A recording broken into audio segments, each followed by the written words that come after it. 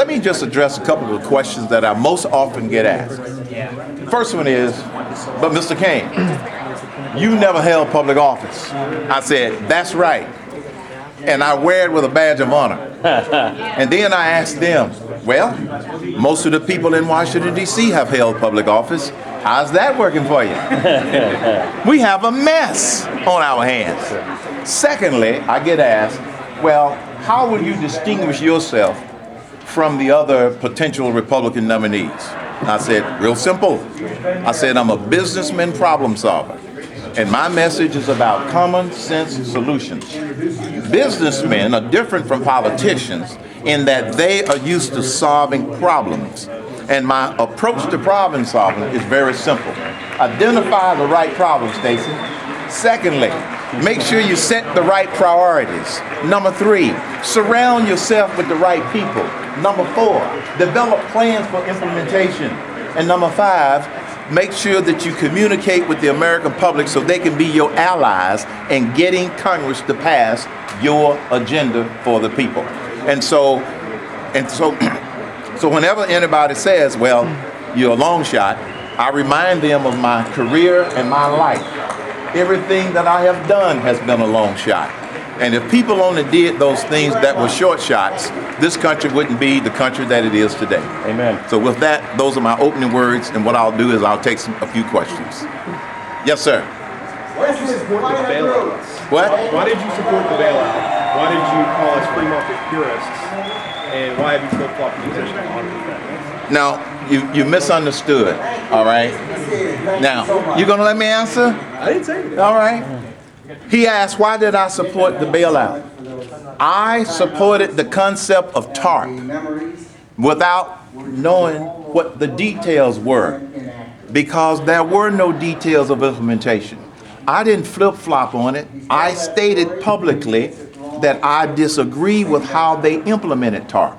But the actual concept, if they had implemented it differently, I didn't have a problem with it, okay? Because of the dire situation that we were in. So the concept I agreed with, I did not agree with the implementation. Oh, one more question. That's all. Yeah. The lessons of the Great Depression teaches that government intervention in the economy often is either prolongs a recession or depression. Right. But this intervention, as we've seen, we have almost 9% unemployment. We've seen that has not worked. You called it a recovery plan. You use that rhetoric along with it as part of your defense of it. It just seems a little inconsistent with someone who claims to be a small government conservative and someone who supports you. It's supposed to be a free marketer and someone who supports you bailout. Right. It's a little inconsistent. No. Don't. I did not support continued bailout after bailout after bailout. No. Please don't misquote me. I know you didn't. What I'm trying to do is answer your question. What you said just then, I continued to support the bailouts. No, I did not, because I was against all of the other bailouts. The TARP concept is what I said yes to.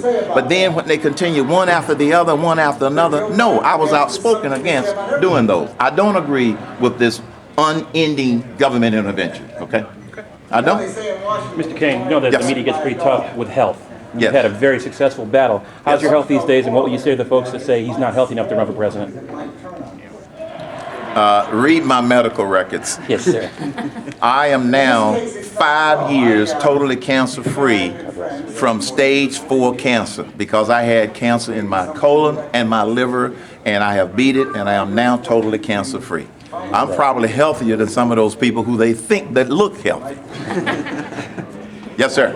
A lot of the people elected to Congress this year are people who haven't had office before and were signed the front of the check rather than the rear. Yes. Is this the type of, is your candidacy an extension of that feeling where Americans have decided that they want people who have actually succeeded in life and in the world to make the financial decisions that they have to make every day? That's absolutely true, because if you look at 47 of the people who got elected to Congress had never been elected to office before. A total of 87 new folk there. Look at Scott Johnson out of Wisconsin, a businessman who got elected. I believe that the American electorate is saying, we are ready for something different.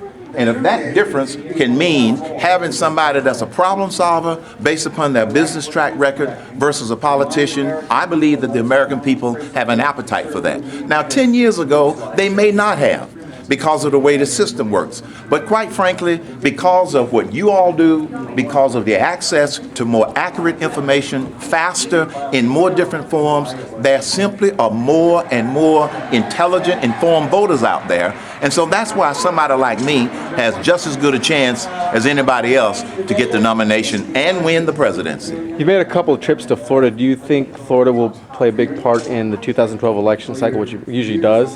Are you focusing on Florida? Florida is one of the states because it's one of the early primary. It's the one. I think it's a Super Tuesday state. So yes, our strategy, like most people, is focus on the early primary states. If you're able to build that momentum, that'll lead you right into Super Tuesday. You start to get that kind of momentum, and then you go and then you capture those others. So Florida will play a big part in a winning strategy. And what kind The of last question, and then he's going to spend some one-on-one time with a lot of people. what kind of response are you getting by your candidacy? Overwhelming. Exceeding our expectations. Let me give you just one statistic. I just announced my presidential exploratory committee 3 weeks and 1 day ago. So 3 weeks ago yesterday, we announced it. And if people go to hermancain.com, they can contribute, and they can also sign up as a volunteer for the Cain to be announced campaign. In 3 weeks, we have gotten almost 30,000 volunteers from all over the country. That has exceeded our expectations in terms of people who are saying that they're willing to give time to this campaign in order to help me get the nomination, but also to help me get to the White House.